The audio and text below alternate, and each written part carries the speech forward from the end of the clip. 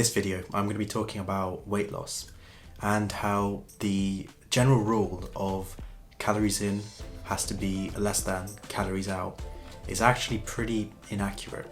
And I'm going to go over why that is the case and also how you can lose weight in easy means. Losing weight isn't difficult, it just requires a great deal of mental strength and consistency. Consistency in your life is what is most important, and that's the exact same with losing weight as well. So the first sort of general area I'm going to be talking about is kind of debunking the calories in versus calories out methodology. It is a pretty simple methodology which is in general pretty accurate, but there are some flaws to using this method. The problems with calculating your calories in is that actually the number of calories you see on the label of the food you're eating are actually off by up to 20%. There aren't many other flaws with the calories in method that are worth mentioning now.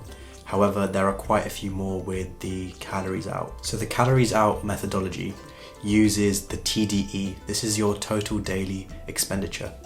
Now, this total daily expenditure can be broken down into your resting metabolic rate, your exercise, including NEAT, which is something I'll get into later, which I think is pretty cool, and also the energy required for you to break down the foods that you eat. RMR is a measure of the number of calories your body needs to stay awake. So this is conducting the basic metabolic processes. Examples include breathing, the pumping of blood, and even, growing your hair. Second is the total amount of calories you burn through exercise.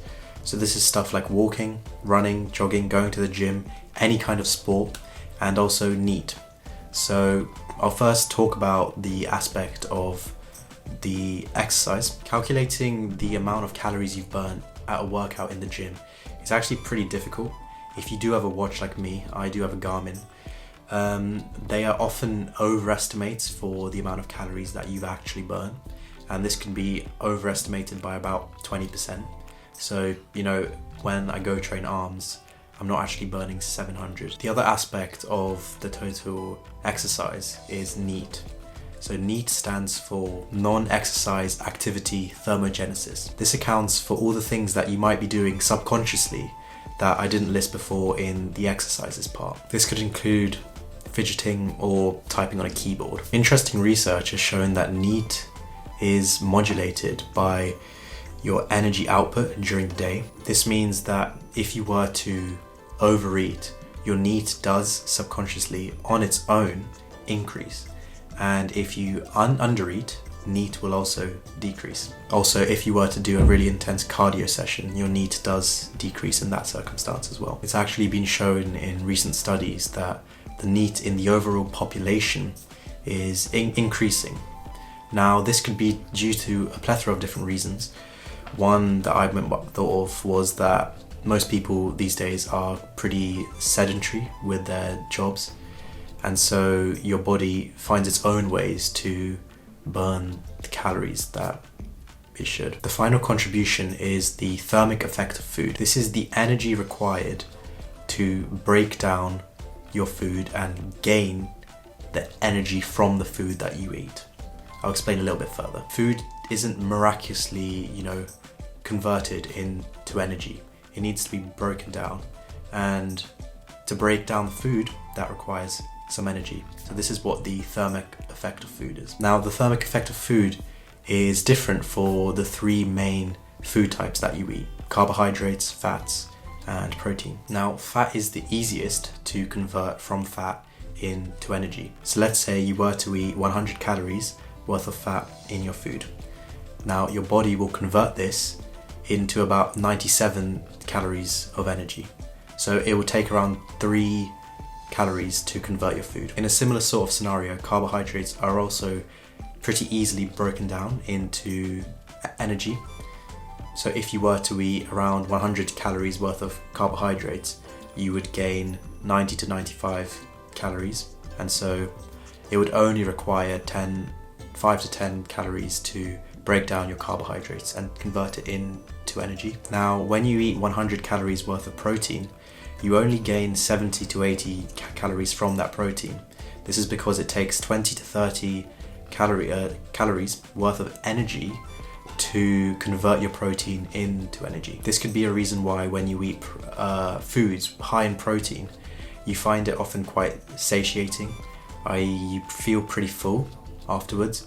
This could be due to the fact that your body's actually requiring quite a lot of energy to break down the protein, hence you feel full when you actually are full. So as you've heard from me now, it's pretty difficult to use the calories in versus calories out method. Now there's no point in, focusing on the details too much, like your NEAT and the thermic effect of food. I do think it is helpful, however, to know that what your watch says or what, an app on your phone might say isn't 100% accurate, and you do need to take any information you find on those apps or on your watch with a pinch of salt. I hope what I said didn't really scare you about losing weight.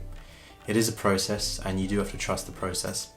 I find that if you make your weight loss journey fun, you're more likely to stick with it. So if you tell yourself, for example, oh, these workouts, they're so tough, man, can't be arsed. Or the food you're eating is just pretty gross, like chicken, vegetables, it's just not fun. If you tell yourself these things, then you're more likely to believe it, and you're more likely to hate your workouts and hate your nutrition.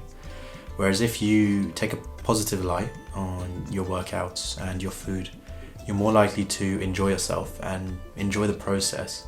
This can feel quite rewarding and almost like you're looking forward to your next meal or you're looking forward to your next workout, as every step you're taking is for a set goal, and sticking with that and not letting yourself fall short of the goal you've set can be pretty fun. A quote that I really like, I'm not sure who actually came up with it, but it really stuck with me, is make the short term hard so the long term's easy.